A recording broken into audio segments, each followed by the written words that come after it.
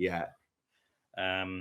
Franco De Maria is asking, my dad has neck, knee, Actually, hand. Joe, the only thing worse than that, What? since someone goes, is that an EPV? Yeah. You say, no, that's 70%. Fuck. Yeah, that's a heavy one. Has neck, knee, hand. Where's that gone? Am I your dad? Has neck, knee, and hand issues. Any ideas and exercises to give him that he can load for his legs? He's pretty broken. You have eliminated a lot of things there. Yeah. If it was me, right? Yeah. So the first thing you need to look at is like what's important for your dad. That depends on a host of factors like age, his general fitness, and his general health, how severe each of those injuries are. And we're not going to obviously get into the weeds on that. Loading and resistive exercise is obviously very important for a certain group of older people, right? Where sarcopenia, osteoporosis becomes an issue. It's obviously not as much of an issue in males, but it certainly still is an issue in males. In that case, when he can't do anything, basically, like you can't do most gym training, if you wanted to add load, like normal load down through his spine that will help increase bone density, help increase muscle tissue density, cross-sectional area of muscle, then wearing a backpack with some weights and him walking will probably be a very good thing to do. Besides that, you're up an incline or a hill would be quite useful, or stairs would be quite a good one. The great thing about going up a hill under load is that there's no falling motion. So like the issue with uneven ground is that there'll be a lot of impact on the joints. Every time he goes up at just a slight slope, like a 10 or 15 degree angle, he's not getting that kind of impact of him plus that extra weight from the backpack coming down on top of him. Yeah. That's what I would say. Yeah, weighted carries I think are the one there. So like obviously it's the same angles for walking. Might be slightly a little bit more up an incline. They'd be the business. Yeah, slight incline like Fitz is saying. A weighted carry, I think that's the one for you. The other thing I would say, Franco, is like, so if he has all those issues, just start playing around and see what sticks, like if he can do sit up and out of a chair 5 times with 2 minutes rest in between each of those sets of 5, like that's progress. Like just look for your small little wins. It doesn't have to be in a gym. It doesn't have to be with a barbell.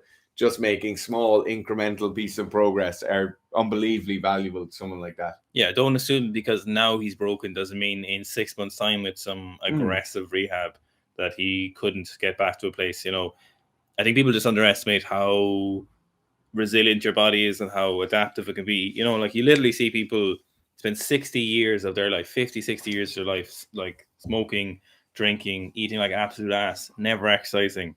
And then in like a 3-year turnaround, you can end up with someone who's in a totally different condition. Yeah. Your body's massively resilient if you give it the right stimuluses and the right order with the right dilution rate in, and you can be, a whole different person. So don't assume, it's that dilution rate's the big thing. Yeah. Like that's where being great at you, Franco, coaching your father or helping them through, that's the main thing. Like that dilution rate, how quickly you slowly add pieces.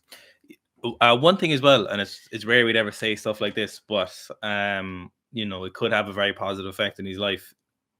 Things like BP 157 and TB 400 or whatever, a lot of those have like phenomenal effect on people. Now I'm definitely not saying he should take them, but I'm just saying those things are out there and there's a lot of information on the internet.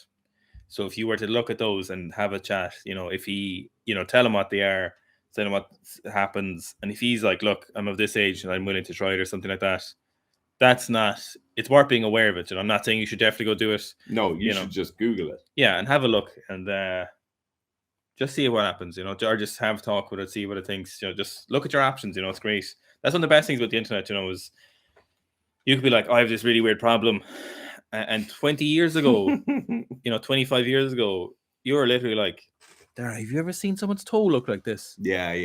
And you're like, no. And then you're like, fuck, I've used all my avenues. Yeah. Whereas now you're like, has your toe ever felt like this? And you Google someone and someone in fucking Sri Lanka is like, oh, my toe was like this and this is what I did and it really worked or something. Yeah. That's the great thing about that kind of stuff. So, use that to disposal.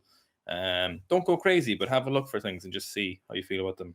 Yeah, I remember as we were growing up, my mother's obviously big into medicine and all that. And she had, it was like Western medicine.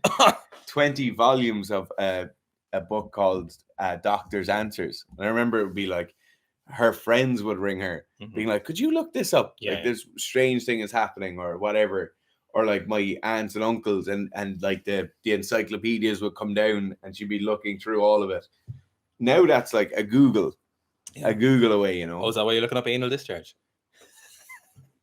Yes, Carey says, hey lads, if I feel good during training